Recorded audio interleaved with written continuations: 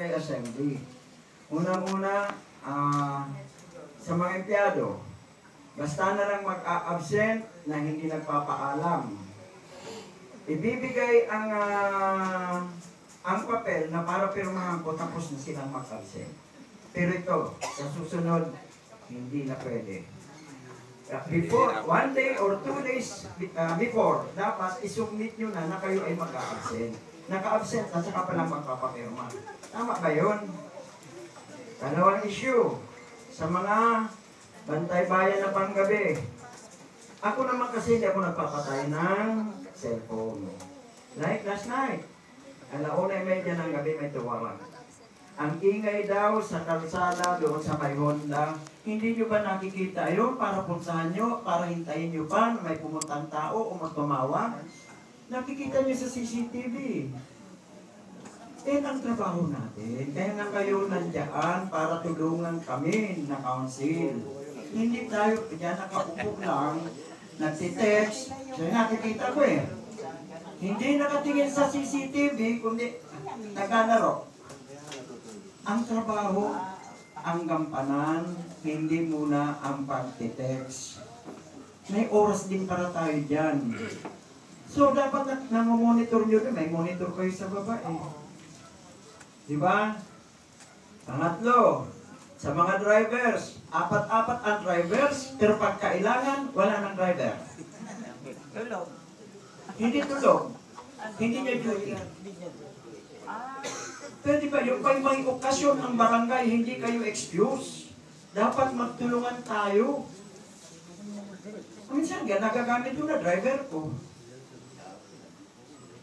At saka ang pagdadrive, ingat. Hindi yung basta-basta. Kagaya nung isang araw, naka-aksidente yung ambulansya. Yung ngayon, magkano makayaran? 47,000. Sino ang sasagot? Diba? Hindi laro ang maging empleyado. Hindi ito pahingahan. Hindi ito kung ano ang gusto nyo. Kailangan gawin natin ang obligasyon bilang kayo ay isang empleyado ng barangay. Diba? Hindi ako galit. Nagsasabi lang ng totoo. Nagpapaliwanag lang para maintindihan natin ang obligasyon natin. Minsan naghahanap, kagaya kahapon, mayroong okasyon, naghahanap tayo ng mga driver. 3 na lang sasakyan ang ginamit, pero talagang hirap pa kung paano maihatid ang ating mga players. Sana naman, kahit Sabado, kahit Linggo, pag kailangan na kailangan, dahil yan ang sinumpaan natin, baging empleyado, gawin natin ang ating trabaho. Kasi hindi naman yan oras-oras o araw-araw o linggo-linggo. Minsan-minsan lang. Diba? So, nabanggit ni, ito pa, tandaan nyo po, hindi ko kayo pinipigilan sa darating na eleksyon kung saan ang gusto nyo. Dahil hindi ko naman kayo makikita ang buboto o makikita iboboto nyo. Pakiusap lang sa mga empleyado. Ako ang nasasaktan, ako ang napapagsabihan. Alam nyo na, kung sino ang kandidato ng barangay, magpo-post kayo doon against doon sa kandidato ng barangay. Barangay captain. Hindi ko lang sinasabi lahat barangay. Di ba sino ang natatawagan? Ako. Empleyado nyo pala ito, nagpo-post ng ganito. Hindi ko kayo pinipigilan kung saan ang gusto nyo. Karapatan nyo yan. Pero ang sa akin lang, respeto lang. Kasi ako ang nandito. Makikita ko ba kung sino ang isusulat nyo? Kasi may mga nakita kong mga empleyado rito eh. Nag-post. Hintayin nyo na lang na matapos ang termino ko. Bahala na kayo kung anong gusto nyo. Kasi ito naman, kung sakali, palarin. Ako naman yung nakikusap sana kay Mayora na wag na po ako. Kasi sa edad kong ito, gusto ko naman medyo mag-enjoy sa tapos ng term. Si Mayora ayaw pumayag. Kaya, it's an honor also kasi sa dami ng papapagpilian, isa ako sa pinili, 2 kami ni Kaphain. So, siyempre, honor ako bakit ako pinili ni Mayora. 2 beses ako ginausap. Hindi na ako makatanggi.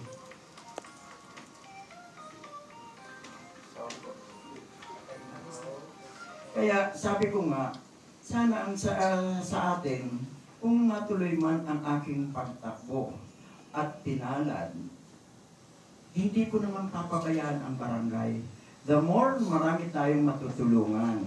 Kasi nga, siyempre nandoon na tayo, lalo na pag si Sir Luis ang maging mayor.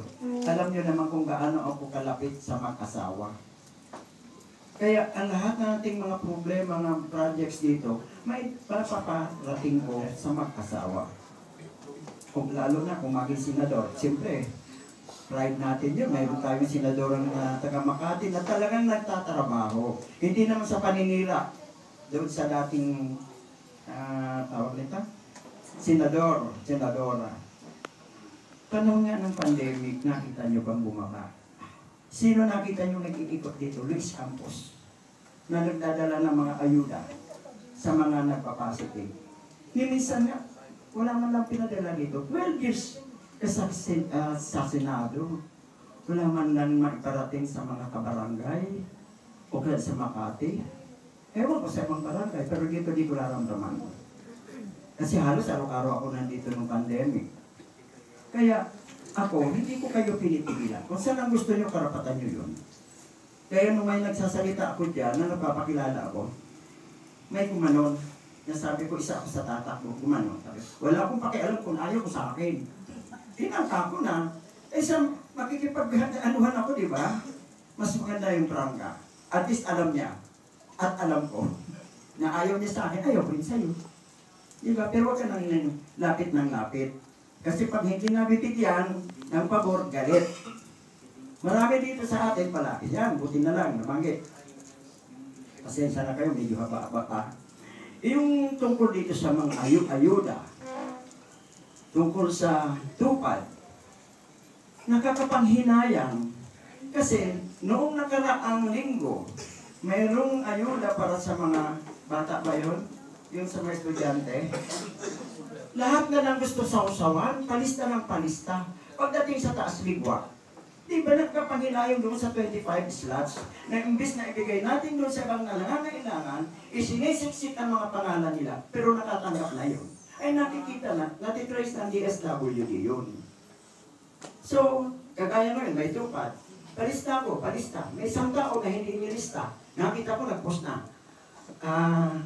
Hindi daw, wala daw makukuhang boto si Sir Luis doon sa address na yon. At dito na ako sa ganito. Isang beses mo lang hindi na pagbigyan, scholar ko pang anak. Sa loob ng 10 taon na naging scholars ko, tinalikuran ang maganda kong ginawa. Dahil lang yan sa pagsisiksik ng pangalan niya, na samantalang katatanggap lang.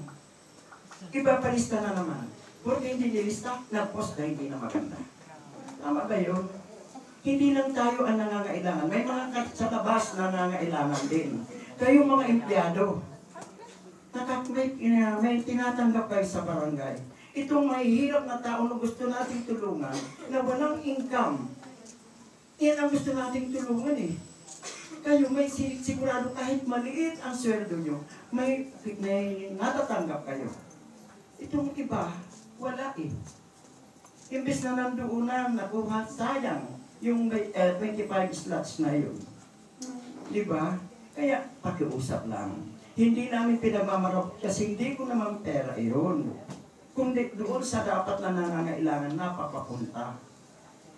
Kaya dapat tayo, huwag magtatampo. Isipin nyo muna na nakatanggap na kayo, nakatanggap na yung iba, tapos magpapaano na naman kayo, papalista, sayang.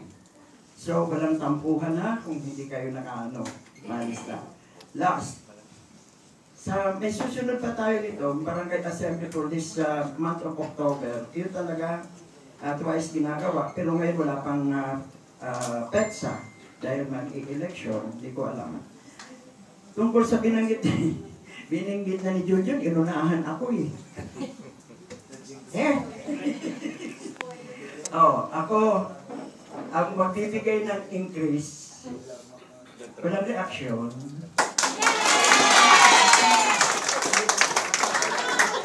At magtatanggal ako.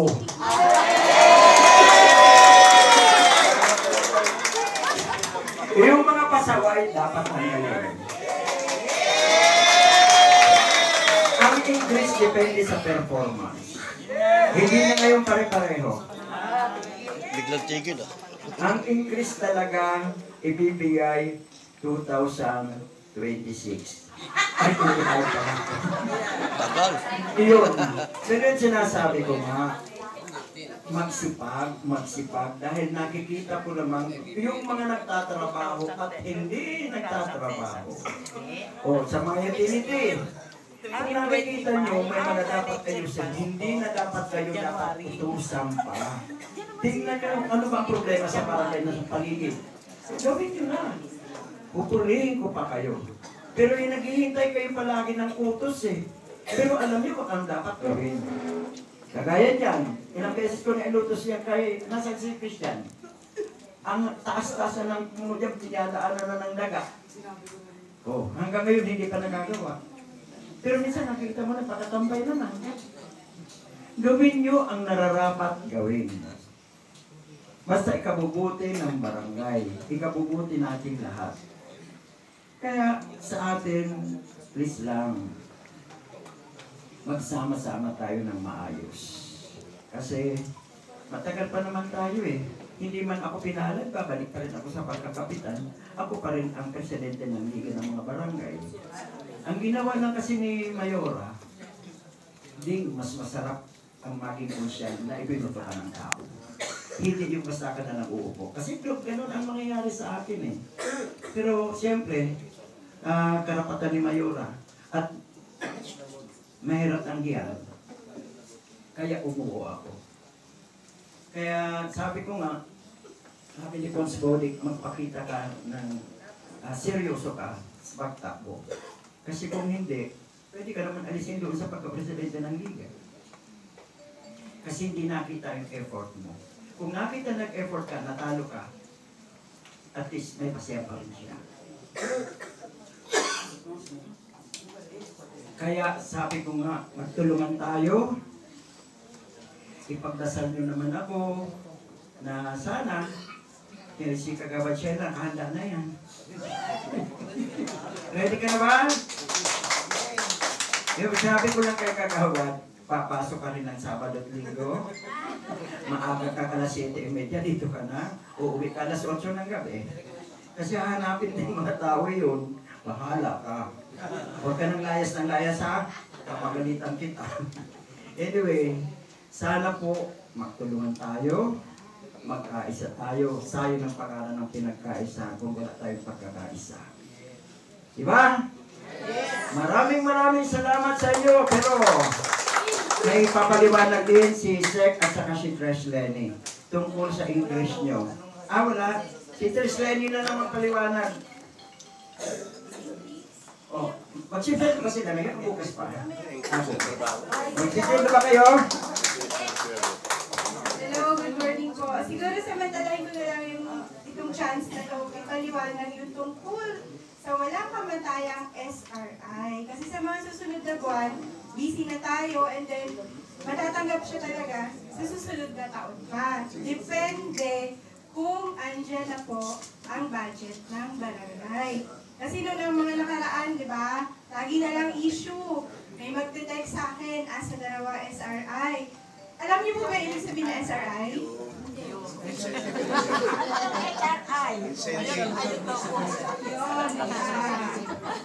Recognition. Service po, service. Service recognition incentive. So, ibig sabihin, yung serbisyo na inire-render nyo o binibigay sa barangay ay i-recognize ng barangay or ng council or LICAP para bigyan kayo ng insentibo. So, tama ba? Nabigyan kayo ng insentibo? Yes, yan na. Oo naman. Merong nag-oo naman dyan. So, actually, hindi naman na yung pinibilang ni CAP or ng council kung merong supply na empleyado kasi magkakaingita. Alam si ganito bigyan ng incentive, si ganito hindi bigyan. So, lahat na lang po bibigyan. Kaya lang, from the terms na service, ano po? Performance.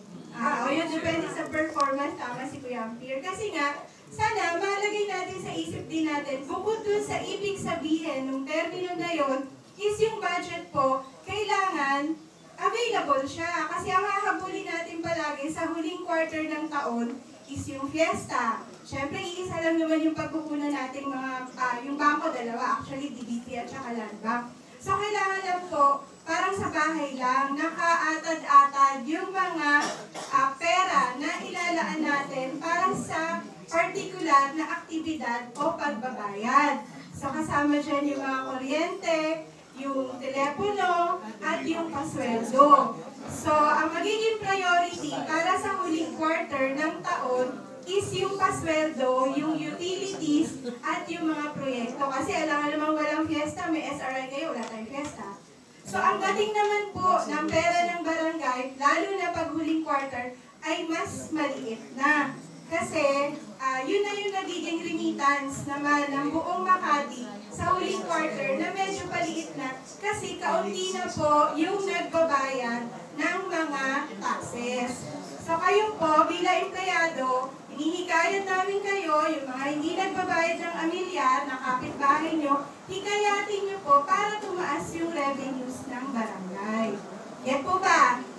Yun. So, kung kayo mismo hindi kayo nagbabayad ng mga kailangan bayaran, so, huwag mo na kayo masyado mag-demand ng SRI kasi yun kasama sa circle po yung pagsingil ng mga taxes na kailangan bayaran. Kasi tayo, kinukuha natin ang bayad na ang sweldo natin sa gobyerno din ng Makati. So, sana lang po, maintindihan nyo kung bakit malilate o aantayin yung budget na yun para ibigay si SRI. Pinaliwanag ko na ito ngayon kasi nga, nagiging issue siya, lalo na pag first quarter ng susunod na taon, nagiging demanding po, tapos hindi maganda na yung mga salita pagdating niya sa pera na yan. So, yung susunod naman po sa Barangay Assembly, since may ibang residente na magsasalita doon, naman manonood, so hindi na ako para banggitin ko yung SRI. So, mamaya po, para masaya lahat, except sa Lupon, kasi sa Monday pa sila, may sweldo po ng 2 p.m. Tomorrow. Pwede ba sabay na lang? Bukas po. Hindi ha? Bukas sa amin. Bukas. Opo, October 1. October 1. Sorry na. Alam ko kasi ito yung... Anyway po, mamaya po, alas 2, start ko na yung piano. Ayan, happy rainy Monday. Salamat po. Maraming salamat po. So yun po, napakinggan nyo na po ang mga gustong